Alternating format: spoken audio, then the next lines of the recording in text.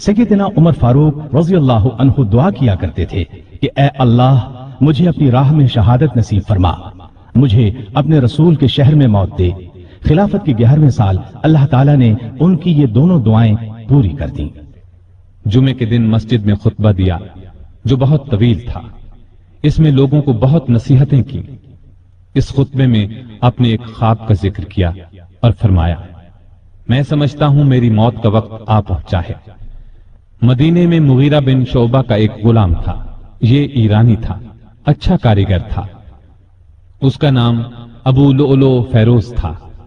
ایک دن سیدنا عمر سے شکایت کی کہ میں دن بھر کام کر کے جو کچھ کماتا ہوں میرا آقا اس میں سے بہت زیادہ رقم لے لیتا ہے، اس میں کمی کرا دیں۔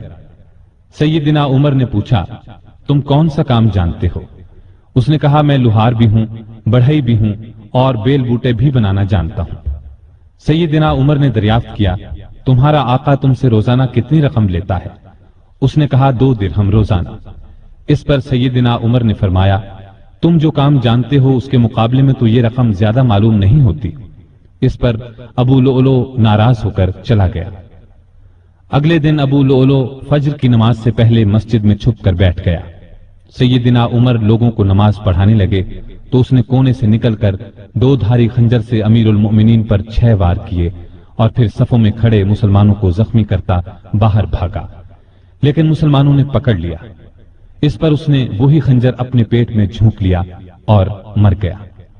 ادھر امیر المؤمنین شدید زخمی ہو گئے۔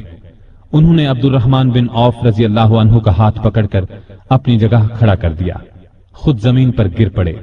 لوگوں نے نماز سے فارغ ہو کر دیکھا، جن مسلمانوں کو ابو لؤلؤ نے زخمی کیا تھا ان میں سے 7 دم توڑ چکے تھے، باقی بہت زیادہ زخمی نہیں ہوئے تھے۔ البتہ سیدنا عمر کی حالت نازک تھی۔ ایسے میں انہوں نے عبداللہ بن عباس سے پوچھا، مجھے کس نے مارا ہے؟ انہوں نے بتایا، مغیرہ بن شعبہ کے غلام ابو لؤلؤ نے۔ یہ سن کر فرمایا، اللہ کا شکر ہے میری موت کسی ایسے شخص کے ہاتھ سے نہیں ہوئی جو اسلام کا دعویٰ کرتا ہو۔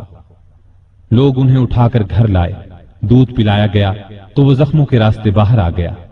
اب سب کو یقین ہو گیا کہ امیر المؤمنین کا آخری وقت آ پہنچا ہے۔ لوگ غم سے نڈھال ہو گئے، ان سے ملنے کے لیے آنے لگے۔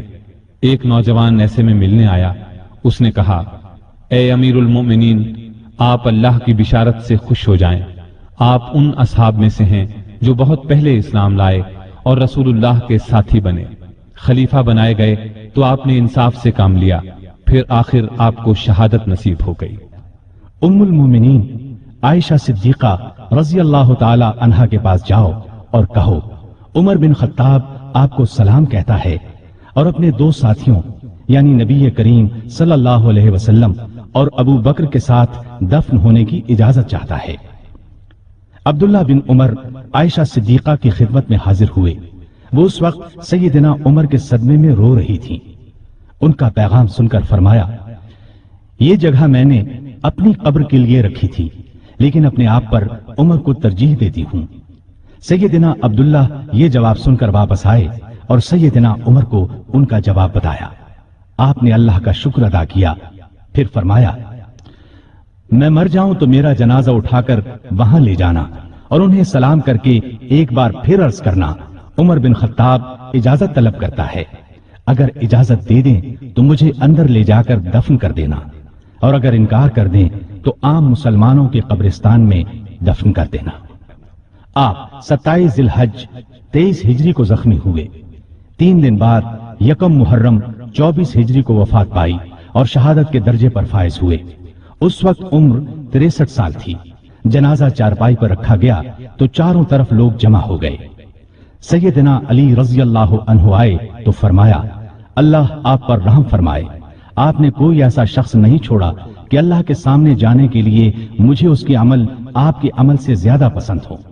اللہ کی قسم مجھے امید تھی کہ اللہ آپ کو آپ کے دونوں ساتھیوں کے ساتھ رکھے گا، اس لیے کہ میں اکثر رسول اللہ صلی اللہ علیہ وسلم کو اس طرح فرماتے ہوئے سنا کرتا تھا، میں گیا اور ابو بکر و عمر گئے، میں داخل ہوا اور ابو بکر و عمر داخل ہوئے، میں نکلا اور ابو بکر و عمر نکلے۔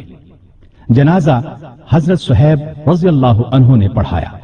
हजरत अली, उस्मान, साद बिन अबी वक्कास और अब्दुर्रहमान बिन औफ रज़ी अल्लाह अन्हुम ने कब्र में मैयत को उतारा और इस्लाम के इस बहुत बड़े फर्जंद को हमेशा के लिए रसूलुल्लाह सल्लल्लाहु अलैहि वसल्लम और सैयदना अबू बकर रज़ी अल्लाह अन्हु का साथ नसीब हो गया है। अल्लाह ताला सैयदना उमर फारूक रज़ी अल्लाह अन्हु पर रहमत फरमाए। आमीन।